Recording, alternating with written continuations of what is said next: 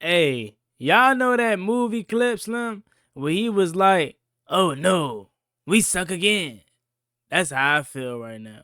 I ain't gonna hold you. The way that we live is not for everybody.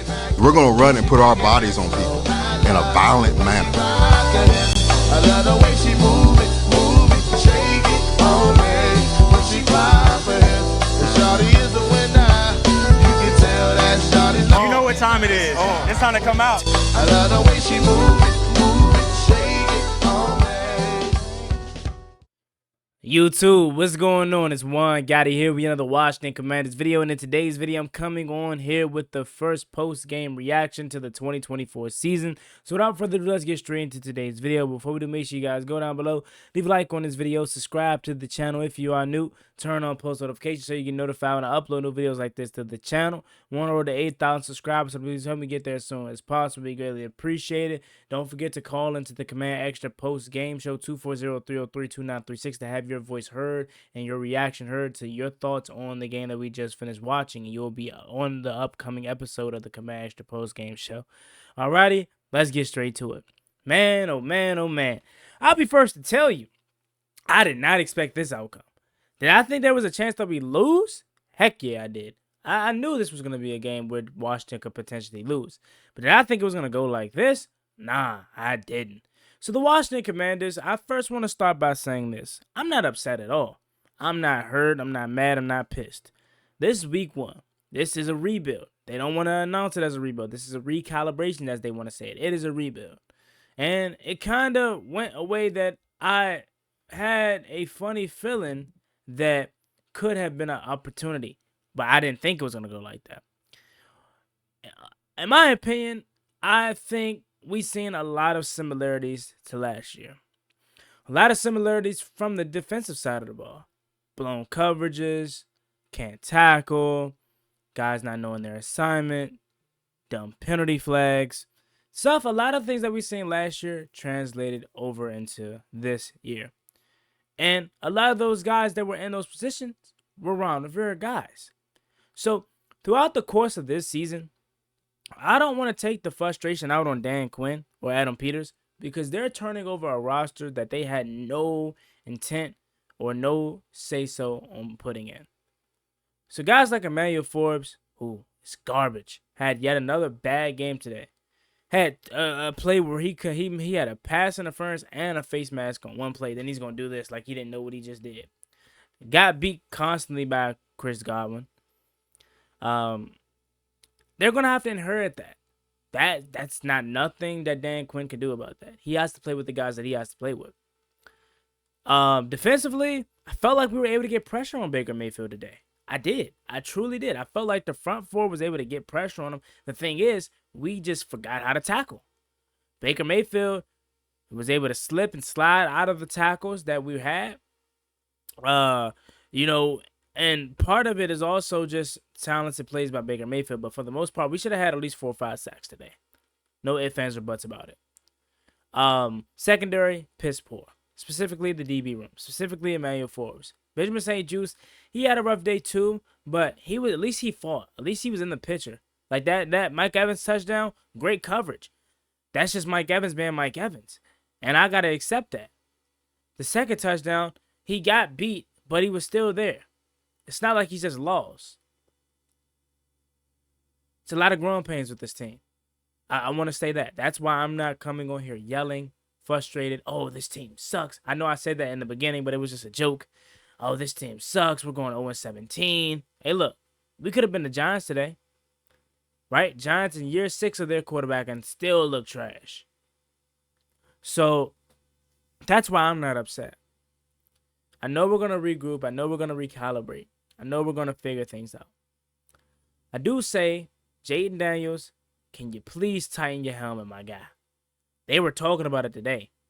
One of the last few plays cost us a touchdown because his helmet came off. So I understand he wants to be comfortable. He wants to look cool. But just tighten your helmet for me. As far as Jayden Daniels' day goes, I definitely see the flashes, especially on the ground. He is going to be our leading rusher. He's going to be our leading rusher this year. I can already see it. The only issue that I had with JD5 today was the accuracy. The accuracy to me was a little sus. Was it part of it because he was nervous and it was his first games, and was part of it just straight up misses? Especially the one deep down the field to Terry McLaurin. He made his money off of deep accuracy in LSU. And that one, you cannot miss, JD. You gotta hit that. And I know he knows it. That's why I'm not getting on him. I'm not upset, because we're going to learn from it. The Tampa Bay Buccaneers is a team that is coached well, has a lot of talent. A team that is coming off of a divisional round appearance, and a team that won a Super Bowl in the last 5 years. So it was going to be a tough game. Were they beatable? Yeah. Did we beat ourselves up? Heck yeah. Penalty flag early in the game on Cleveland Furrow. Penalty flag on the offensive side of the ball, right? We beat ourselves today in some aspects. Turned a 3rd and 11 to a 3rd and 6 because of a penalty, a 12-man on the field. Like we had kind of stupid penalties, but it's sort of expected from a team that is playing their first game together. Jayden Daniels' legs is going to be very important this year. He showed us that early. They need, moving forward, to take the Band-Aid off of Jayden Daniels. He showed you that he's ready to rock and roll. He showed you that he's ready to play. Did he miss some throws? Yes, he did. He missed some throws that I think he would want back, especially on the out routes and towards the sideline passes, inaccurate.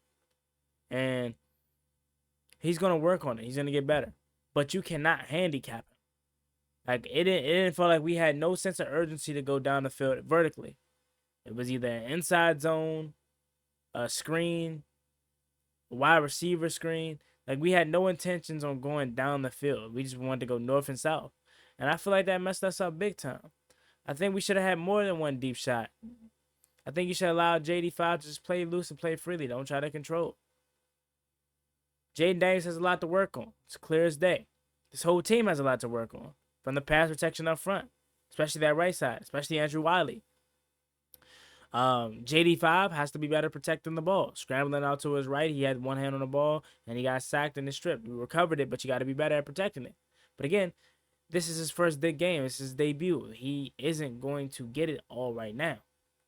You look across the league at all the other 2 rookie quarterbacks that started, in Bo Nix and Caleb Williams.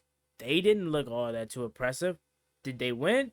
Well, the Bears won, but not because of Caleb Williams. They won actually in spite of Caleb Williams. So if our team was as talented as the Bears, we probably could have won this game. But since our team isn't as talented as the Bears, they can afford to carry Caleb Williams. JD5 can't get carried because our team isn't talented enough like the Bears. We on the back end of the defense, we had blown coverages. Number 15, McMillan, wide open touchdown because Mike Sainristil and a cornerback, or Mike Sainristil and a safety, I forgot who that was, maybe Jeremy Chin. They couldn't come to the same agreement, and wide open touchdown. Blown coverages is something that we've seen a lot of, especially here in Washington. Some positives. Really just Jayden Daniels, in my opinion, is really the only positive that I can say from the offensive side of the ball. I guess the pass protection on the left side wasn't that bad today. Koluk did get beat one time, but I guess it wasn't that bad today. Defensively, I felt like that's where the work needs to be, especially the secondary. Everything was going to the boundaries for the Bucs today. Like, nothing was deep down the middle. It's like we just kept sagging off, giving them the boundaries, and they were just taking it and marching it down the field. And again, some plays were just made by Baker Mayfield that you just got to tip your cap. Other plays was made by guys like Mike Evans where it's just like, come on, what are you going to do? You know what I'm saying? Jayden Daniels had 2 touchdowns today, 2 rushing touchdowns. I want to see more from him. And then we will see more from him. I want to see, as the season go on, Cliff Kingsbury opens up the playbook for him. It's not a reason to keep the Band-Aid on this guy. He's not Drake May. He's not a guy that you plan on sitting. If you were going to play him, play him. Next up, K. York. We got to get a new kicker, man. We got to get a new kicker. I thought we found one, at least for this year, in K. York. He missed 2 crucial field goals. One early on and then 2 later on. I believe it was like a 51-yard or a 56-yard or something like that, where he pushed it. It's not that he didn't have the leg. He just pushed it. And in a game that needed every point we could get, that could have helped out big time because that could have changed a lot of the thought process of what the Baker Mayfield led Bucks were thinking. It was at a point in time where this game could have been cut down to potentially 6, right? And we didn't hit. We scored 20 points, should have scored at least 23, 26. So K York, we need a new kicker, and if you cut him, you're gonna get your conditional 7 back from the Eagles. So you're gonna get a 7 back from the Eagles. So that is gonna be really good. JD Daniels, he opened up the game with the backwards pass, 3-and-out. He was probably nervous right there. Olamide Zaccheaus was flagged for a BS call on a big Brian Robinson run. I really didn't like it. Cliff Kingsbury needs to open up his playbook for Jayden Daniels. He needs to take that Band-Aid off, as I mentioned, because you got to let your young quarterback play. Don't be afraid. Don't try to protect them. Let them play and let them figure it out.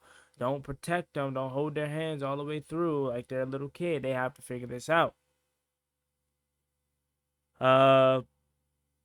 Baker Mayfield continues to break out of sacks. That was apparent there too.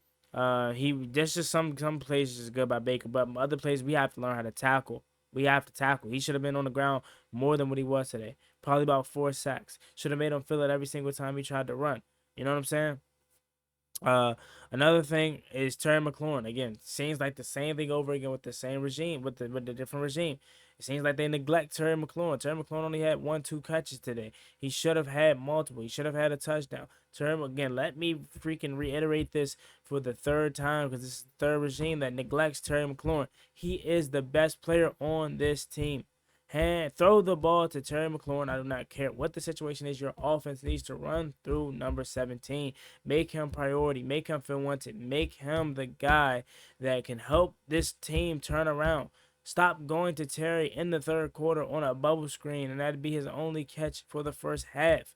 For the whole game. You have to be able to spread the ball around. I get it, but you have to also understand you have a young quarterback that needs a close best friend and needs a guy that he can rely on the most, and that is Terry McLaurin. Again, I get it. JD5 missed Terry McLaurin today on down the sideline that I think if Terry McLaurin catches that is going to be 7. But we definitely have a lot to work on moving forward. I'm not going to overreact. I'm not going to be upset. Now, if we lose to the Giants next week, a team that is absolutely horrible and that we should beat, if we lose to them, then at that point I would panic. But right now, I'm not going to panic at all. I do want to take a quick pause to give a huge shout out to SeatGeek as they are sponsoring the channel. Right now, you can go on Seek the Geek to get $20 off your first purchase by punching in the promo code JuanGotti. Again, you can use promo code JuanGotti on SeatGeek to get $20 off your first purchase. Now back to the video. I liked how we ran a little wildcat with B-Rob to pick up a couple yards. I just feel like Cliff Kingsbury is my biggest coach that I didn't like today. I feel like he doesn't know what he wants to do. I feel like he doesn't make an effort to throw down deep down the field. I feel like everything is deep underneath and dink and dunked in the inside zone run. He did throw a pitch to Brian Robinson. I think it should have been to Austin Eckler or the other running back that we have in Jeremy McNichols. I just don't know if Cliff knows what he wants to do and how to identify himself. Okay, I definitely think we need to figure that out before it gets too late, so where we get to a situation where it's like we don't even know what our identity is. You don't want that. Daryl Johnson kept calling. Y'all peeped that Daryl Johnson kept calling Brian Robinson Austin Eckler. That thing was pissing me off, bro. Next thing, Washington had made a play where they were on defense and the center was illegally down the field and it looked like Washington was gonna get the ball back and that was their last chance on offense, and then they got called for. The Bucks got called for this legal man down the field, and then they later turned it back and said, "Oh no, look under the replay, it was nothing legal man downfield." I'm looking at home like, when were you able to start doing this? When were you able to start doing illegal challenging flags or replaying flags and getting it right? I never seen that happen before. Out of all my years of watching football, I never seen anyone call something and then they go back and look at the cameras and say, "Oh yeah, that ain't nothing." I never really seen that before. Another note that I have in the video is that I want to say the Chris Godwin play 3rd and 17, that was really the dagger right there, in my opinion. Because if you're able to get off the field right there, you have an opportunity to go down still with enough time to get a stop and get another touchdown. But that 3rd and 17, Chris Godwin pickup was just deflating. I do understand that he's a really good receiver, but you gotta find a way to make a tackle and find a way to get off the field on 3rd downs, especially if you want to compete. Now, if you want to be like the Giants and you want to just get blown out every game, then don't do what I say. Don't try to be better. Play like the Giants. But I think this organization doesn't want to be anything like the Giants. I think we want to be better than the Giants. I think we're going to beat the Giants. So we have to find a way to clean all this up and move forward versus the Giants. Again, I'm not mad. Did I want to win? Heck yeah. But I'm not going to come on here filming and raging after 1 week of the Jayden Daniels era. So what you guys think about this video in the comment section down below. As always, me and boy Juan Gotti, like, comment, and subscribe to the channel. We'll have all week to talk about this game before we move on to the New York Giants game at home. See a home opener. Hope you all stay tuned for all the videos coming to the channel. Don't forget to call the 240-303-2936. Call command extra post game show to have your voice heard and give your opinion on the game that we just finished watching. Y'all have a blessed one. Stay safe. Be easy. As always, me and boy Juan Gotti. Peace.